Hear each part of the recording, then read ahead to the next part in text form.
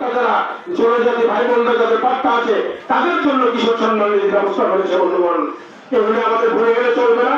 শুধু যারা পাট্টা আছে তাদের জন্য নয়, তারপর আরো ব্যবস্থা করেছে অনেক আমাদের মানুষ গরিব মানুষ আছে, বাবার নামে খরচা আছে, দাদুর নামে খরচা আছে, নিজের নামে বিভিন্ন কারণে অর্থনৈতিক কারণে টাকার অভাবে নিজের নামে খরচাগুলি করতে পারে না।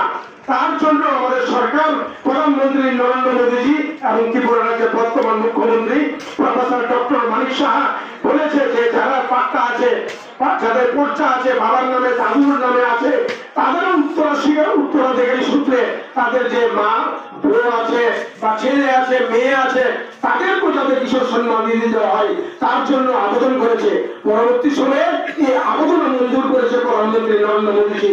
এখন আমাদের ত্রিপুরা রাজ্যের এবং সারা ভারতবর্ষের যাদের দাদুর নামে খরচা, বাবার নামে খরচা, তাদের উত্তরাধিকারী সূত্রে তারও কিশোর সম্মান নিধি পাচ্ছে। তাহলে আমরা কেন ভারতীয় জনতা পার্টিকে ভোট দেবো না বন্ধুগণ? এগুলি আমরা বুঝতে হবে।